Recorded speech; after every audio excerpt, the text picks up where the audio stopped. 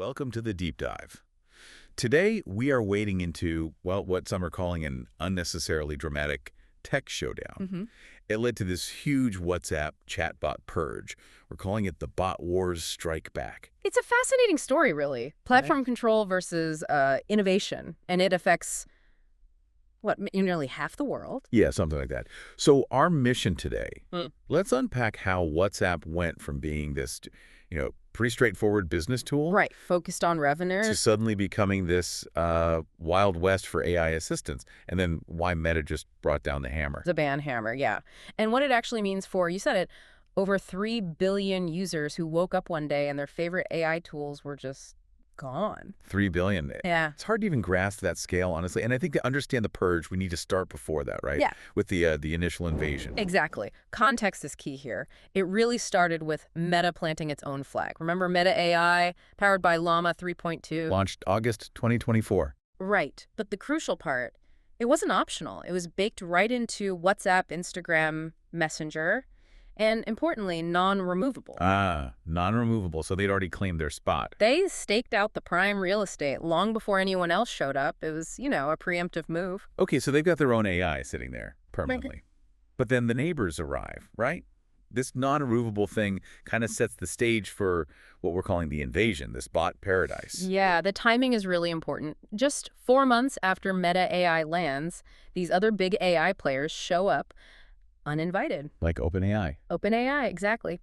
December 2024, they unleashed ChatGPT onto WhatsApp. And it wasn't some quiet beta test. The sources say it just exploded, instantly hit millions of users who already knew it, liked it from the web. And once one big player is in. Everyone piles in. Perplexity, the one with the advanced search, they jumped in fast. So suddenly WhatsApp, which was mostly for, secure texts and those family group chats. Yeah, the family chat. Right. Suddenly it's this hub for really sophisticated AI. Doing what exactly? What were these bots doing that Meta's wasn't, or that users loved so much? Well, that's the thing. They offered real immediate value. They weren't just handling customer service tickets for businesses, these third-party AIs.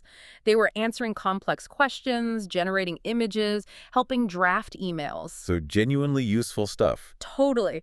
They became this sort of digital co-pilot everyone wanted. One source actually said they replaced that one friend who actually knows stuff, which I thought was pretty funny. Okay, so a massive utility boost, but crucially, not controlled by Meta. Exactly. And the result, for those 3 billion plus users, chaos, but useful chaos. They suddenly had maybe more bots in their contacts than actual friends. WhatsApp became this digital Thunderdome, Yeah. a bot paradise, almost overnight. But all that popularity, that kicked off a huge identity crisis inside Meta. Right, because this wasn't the plan, was it? Not at all. And this brings us straight to that crisis. To get why Meta reacted so strongly, you have to remember what WhatsApp was supposed to be for Meta's business. It was never meant to be this free-for-all AI playground. No. Before all this AI stuff blew up, the strategy was simple. Make money. How? Through businesses. The original idea was helping businesses send out, those kind of boring but necessary updates, handle customer service stuff. And charge for it? And charge for it, charge per message, basically, like a digital toll booth, as one source put it. The goal was monetizing that massive user base with high-volume transactional messaging. Session-based billing, right. Yeah. Businesses pay Meta to talk to users via the API. Exactly. If a user starts the chat, the business pays. If the business sends the first message, like a delivery alert, they pay. Volume. That was the game. Make lots of money through sheer volume. Oh, that makes sense. Simple toll booth model, but then these general-purpose AIs arrive. And the whole model just breaks. It goes completely sideways because these new bots, ChatGPT, Perplexity, they weren't using that paid business API. How are they operating then? They were kind of living inside the user's environment, operating as these free generative services. They weren't businesses paying Meta per interaction. So they were using Meta's platform. Exactly. Stealing the most valuable things, Yeah. user attention, computing resources. But not paying the toll at the toll booth. Not a cent.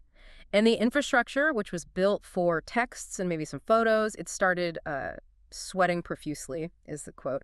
All this heavy AI processing constantly running. And the revenue model.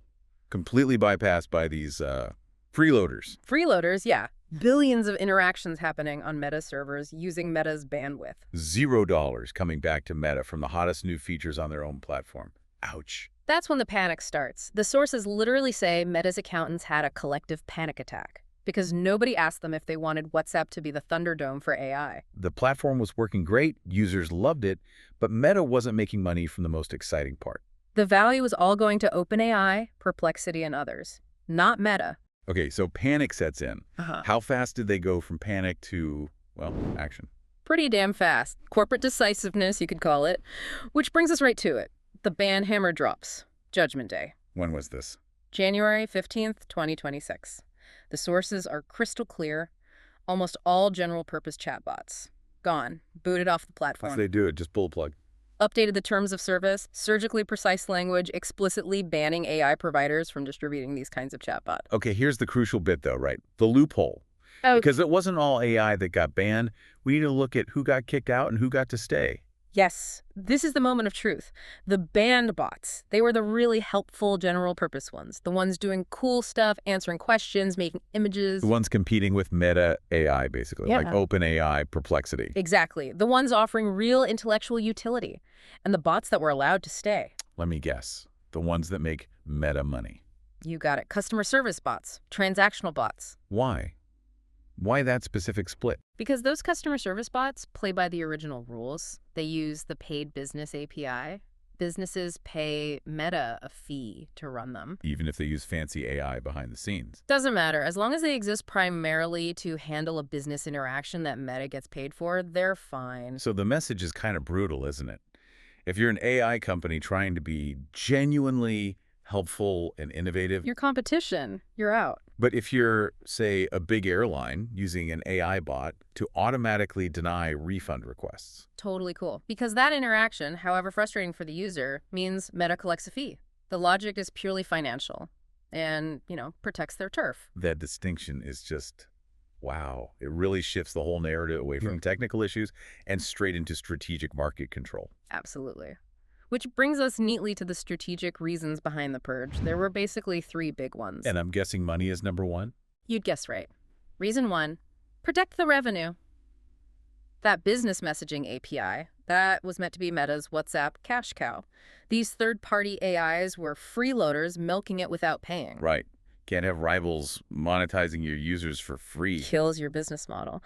But okay, Meta did mention technical reasons too. So was there any truth to that? The system overload argument. Yeah, reason two, system overload.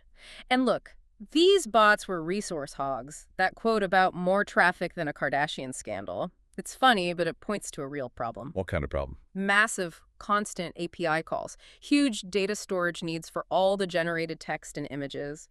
Crippling bandwidth use, all happening without the money coming in to justify scaling up the infrastructure to handle it. Okay, so a genuine technical strain, but one they could have fixed with investment, right? They could have, but why would Meta spend billions scaling up their infrastructure just so their competitors could run their businesses for free on it? Good point. Yeah. Which leads to the third reason. Strategic control. Reason three. It was about keeping the API aligned, which is corporate speak for keeping it under Meta's iron fist. It wasn't just about the money now, it was about the future. Exactly. It was about protecting Meta AI. Look, Llama 3.2 was decent, but it launched into a world where people already used and trusted ChatGPT. So they couldn't necessarily compete head-to-head on features alone, not right away. Probably not. So by just eliminating the competition from the platform, Meta basically guaranteed that their AI, Meta AI, was the only game in town on WhatsApp. So Meta just picked up the ball, declared the playground theirs, and started charging rent. Only the rent was, you have to use our ball. That's a pretty good way to put it. The ban wasn't really a technical fix. It was a strategic move to give Llama 3.2 a captive audience, win by default. Okay, so Meta clears the field, which leads us to the aftermath, the only survivor, and the collateral damage. Right. The sole winner, unsurprisingly, is Meta AI, powered by Llama 3.2, the only survivor. Still living rent-free in your apps forever, still non-removable. If you want AI on WhatsApp now, that's your option. Take it or leave it. The irony is just thick. A company that talks about open innovation using brute force platform control. You just eliminated all our competitors. Yeah. Totally different. Pretty much. Now, let's talk about that collateral damage, because the scale is huge. Start with the users. 3 billion plus. What was the impact on them? No choice. Simple as that. Millions of people lost access to AI tools they actually liked, tools they chose, and now they're kind of forced into these meta AI cuddles, whether they think it's better or not. It's a massive loss of user agency, really, baked right into the platform they use every day. Definitely. And then think about the developers, the AI companies themselves. Oh, yeah. If you built your cool new AI service relying on WhatsApp's reach, We were toast overnight. Imagine you're a startup, maybe even a bigger company. You've invested heavily, built innovative tools on that API. counting on those billions of users. And then one morning, bam, Hmm. terms of service update. Your entire business model, your foundation, just pulled out from under you. It's a brutal lesson, isn't it? Yeah. Don't build your house on someone else's land, especially if they can change the zoning laws whenever they feel like it. Exactly. The sources talk about developers frantically pivoting strategies, updating resumes, and questioning their life choices. Where do they even go? Telegram, Signal. Yeah, they're scrambling, trying to re-engineer everything for platforms with, frankly, much smaller user bases, or shifting back to websites and apps, losing that seamless WhatsApp integration. That was the whole point. It's a huge setback for that part of the AI ecosystem. Definitely. Though there is that one darkly funny silver lining we found. Yes. The customer service bots. They're fine, totally unaffected. So don't worry, you can still get ignored by AI assistants when your flight gets canceled. That vital user experience, perfectly preserved. Uh-huh. Thank goodness for that consistency. A true win for corporate process. Indeed. Okay, so let's zoom out. Bigger picture. What does this whole episode tell us? Well, it feels like just the latest round in that constant tech industry fight, right? Platform control versus innovation. And Meta planted its flag firmly on the side of control, which, let's be honest, is not exactly shocking for a dominant platform. No surprises there. But the scale makes it different, maybe. WhatsApp is just so huge, 3 billion users. This isn't some niche platform changing its rules. Exactly. That dominance means this decision doesn't just stay within WhatsApp. It sends ripples, maybe even a tsunami, through the whole AI chatbot world. A digital tsunami of corporate pettiness, as one source called it. It sets a really chilling precedent, doesn't it, if you're building something cool and innovative? Be careful it doesn't get too successful, especially if it steps on the platform owner's toes or threatens their money-making plans, because they can just shut you down. Regardless of how much users like your thing. Irrelevant. It discourages real innovation on the biggest stages, potentially. What about regulators? Is anyone likely to step in? This feels like pretty blatant anti-competitive behavior. You'd think so. It's almost textbook, right?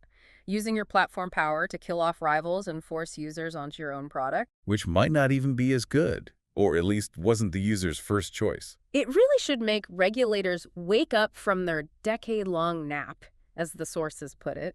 This wasn't subtle. Meta didn't buy them out. They just banned them. Casually eliminating rivals on a platform used by half the connected world? Yeah, that probably warrants a look. You'd hope. So, okay, let's wrap this up with the survival guide. What should people actually do now after this bot apocalypse? For users, the advice seems pretty blunt. Yeah, basically. Embrace meta AI or go full Luddite. Within WhatsApp, for general AI stuff, there's no middle ground left. Get used to your mandatory AI buddy. Okay, what about businesses? The ones still using WhatsApp for customer service? For them, the message is urgent. Read the updated API terms, like right now. Your revenue depends on being compliant, and Meta just showed they can and will change the rules overnight. Don't assume anything. Check the fine print. Absolutely. And finally, for those poor AI companies who got kicked out or any others thinking of building on big platforms, Where do they go? speedrun development somewhere else, Telegram, Signal, maybe focus on open standards. The sources even jokingly suggested carrier pigeons. Ah. Decentralized communication. Exactly. Maybe the future isn't inside these giant walled gardens run by single companies. So the final verdict on the bot wars. Meta wins by elimination. They locked down their revenue, cemented control, and users lost choice. Simple as that. The final stats are pretty stark. 3 billion users impacted. One chatbot left standing. 0 user choice. Yep. Meta pulled off a classic power move, profitable too. It's just a powerful reminder, isn't it, in this tech world? The house always wins. Because the house owns the casino, and they can change the rules whenever they want. Which leaves us with that final thought. If you're building your cool, innovative thing on someone else's platform, You need to remember, you exist at their pleasure. If your innovation gets too good, too popular, threatens their plans, those rules will change. You're either making the money or you're a threat. as George R. Zuckerberg might say. In the game of bots, you win or you get banned.